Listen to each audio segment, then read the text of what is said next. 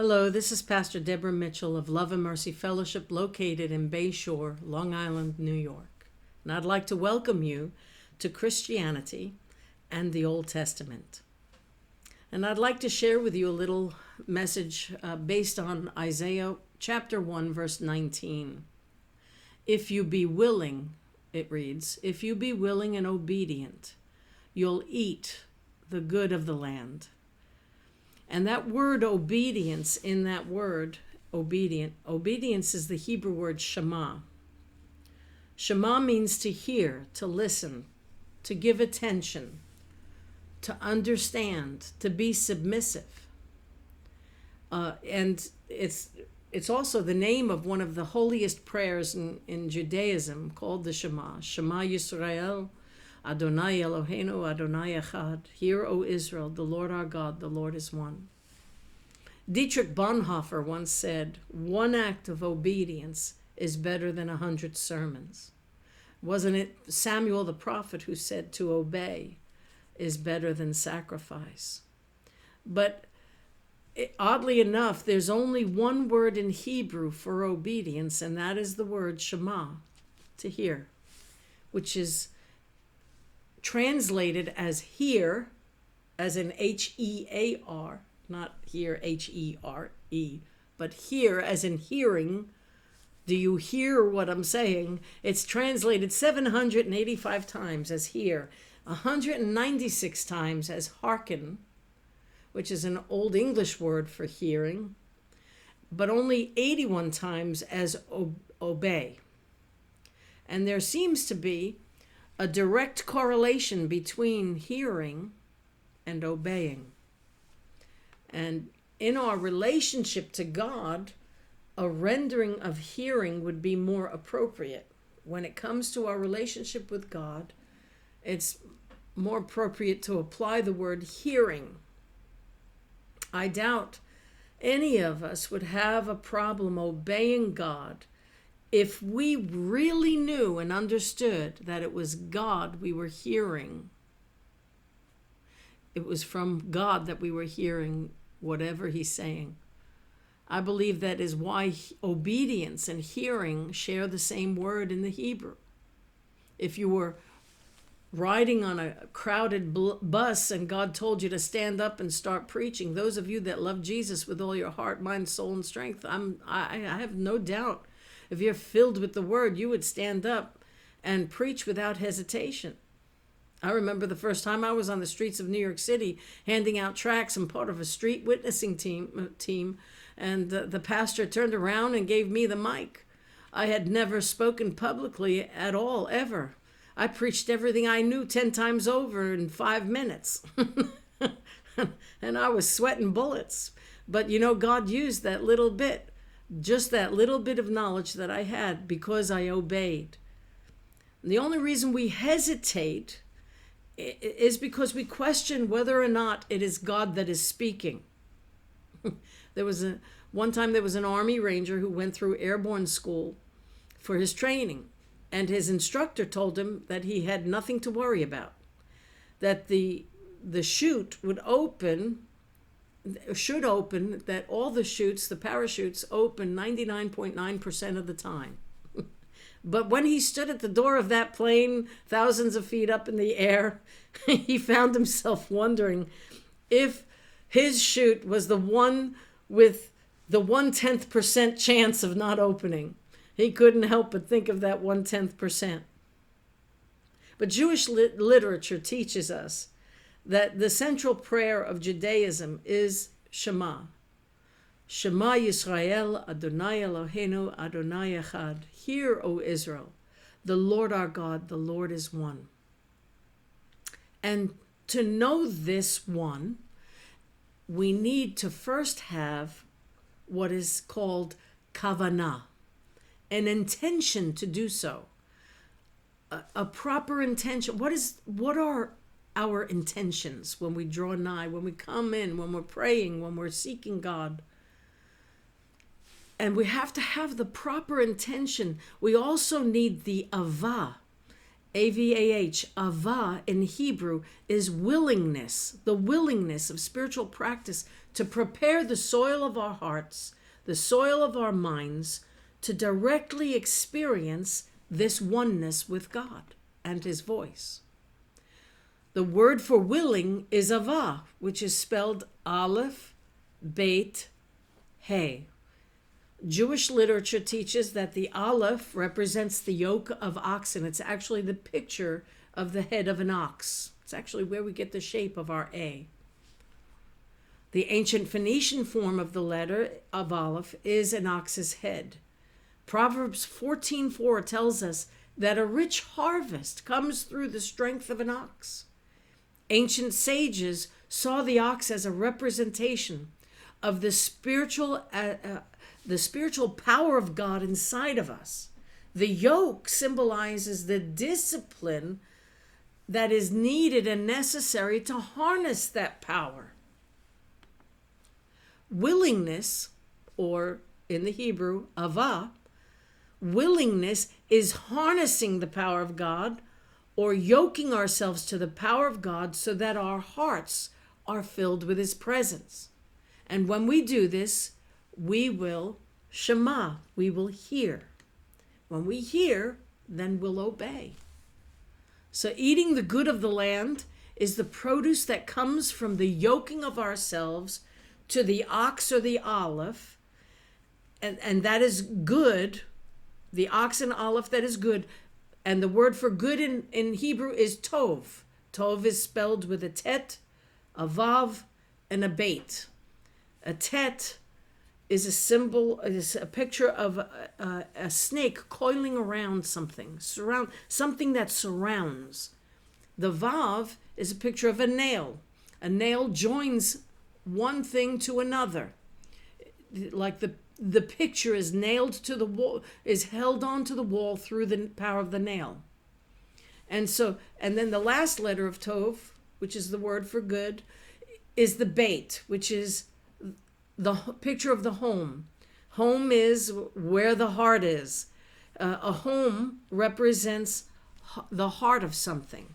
So the eating the good of the land is the produce that comes from yoking ourselves to the aleph, and that is good, that is tov, that is in harmony with God. So you put all that together, you have something that is in harmony with God. What's on the outside and what's on the inside are connected. They're the same. You're not one way outside and another way inside. You are tov, you are good. And that produce is proper to be eaten. It's good and it can be consumed. And the produce is the Shema, what we hear from God. And the point is, unless we are harnessed to the power of God and have a heart filled with his presence, we will not Shema, we will not hear his voice.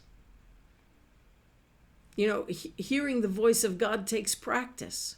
It takes expertise, and sometimes we wonder whether or not we're hearing. I remember when I first started my prophetic ministry life, and I would wonder, is this God, is this the Lord, or is this, do I have a bellyache? Did I eat too many onions the night before? So you question those things until you have a knowing through a relationship that's developed over time, and you have an experience of knowing that voice. I share a story often that one time my mother was picking me up from an airport, an international airport. I was coming home from one of my first international trips, and I was flying into an airport that was closer to her home than mine, and I needed a ride. And so, when you usually come out of customs, there's a whole bunch of people waiting with a gate that's holding them back. And, no airport has rugs in it in its main hallway, entranceway, and very high ceilings. So all the noise, just a few voices can make the place sound very noisy. But this was filled with people.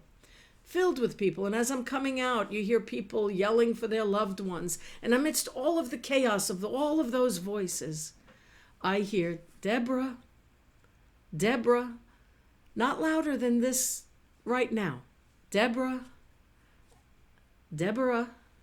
And I turned and I saw I could turn. I turned exactly where that voice was coming from. And there I saw my mother with this welcoming smile amongst all the chaos and all the voices and all the noise.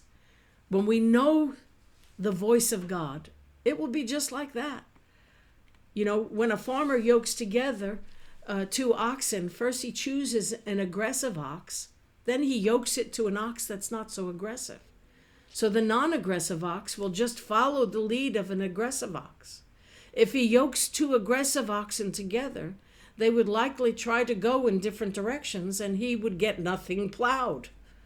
But when we yoke ourselves to God, he is the aggressive one and we are the ones that yield to that aggression.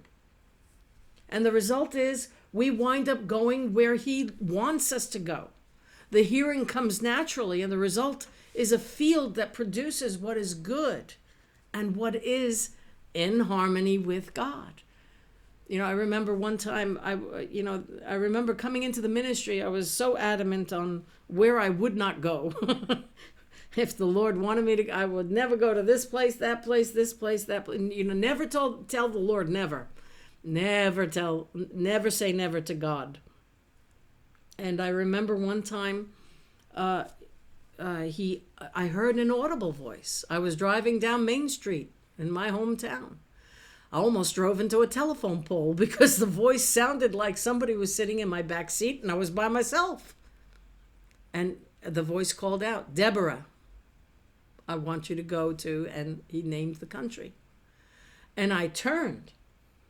And I swerved as I turned. Luckily, I caught myself before I hit a telephone pole, but I knew it had to be the Lord because I wouldn't go there myself.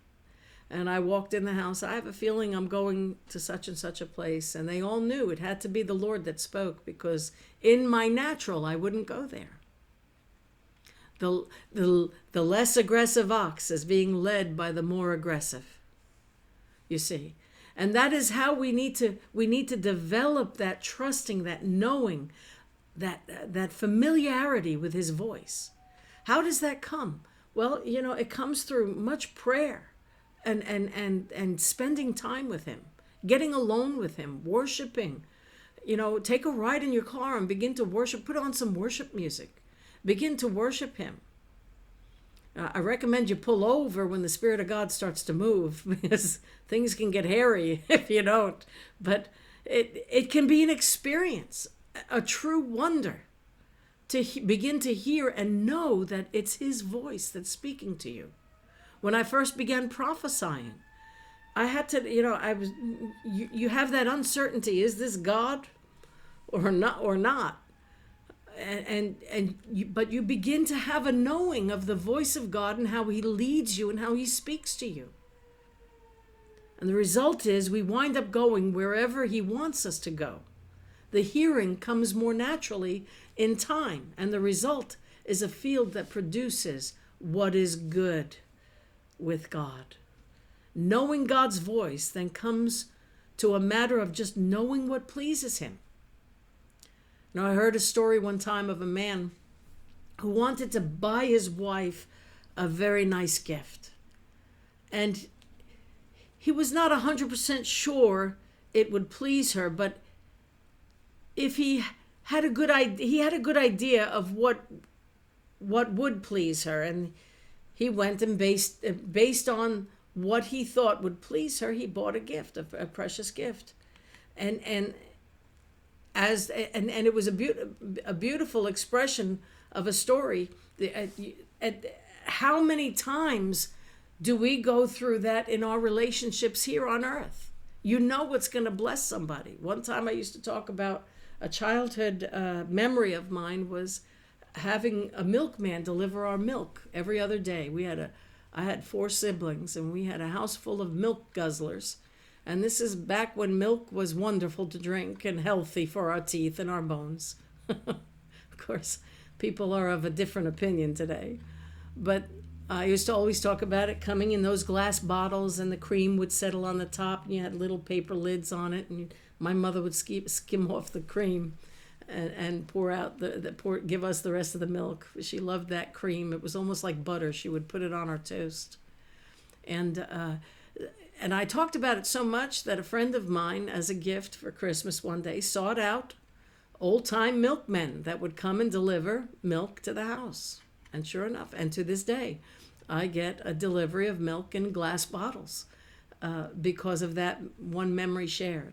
It's told of a couple in the story of the Magi, in the O. Henry story of the gift of the Magi, and it talks about a couple that were so poor, but they wanted to do something special for each other for Christmas. And so this woman, her most prized possession was her long hair.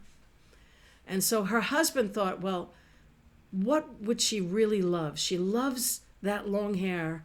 I'm going to buy her some beautifully jeweled barrettes and clips for her hair, combs for her hair.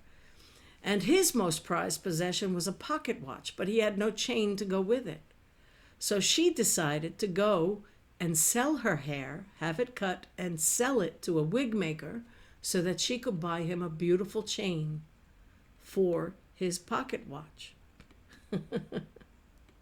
And so both gifts turned out to be wrong in a practical sense, but it didn't matter because both were so pleased with their gift because of their intention. So too, when we follow God's voice, I may be wrong in a practical sense in hearing God's voice, but if I do it or obey it with avah, with a willingness, it won't matter. All that matters, or with good intention, all that matters is that what I was going to do, thinking I was going to please God, is that I was going to please God. It was meant to please him. And so, I mean, we were born to please him.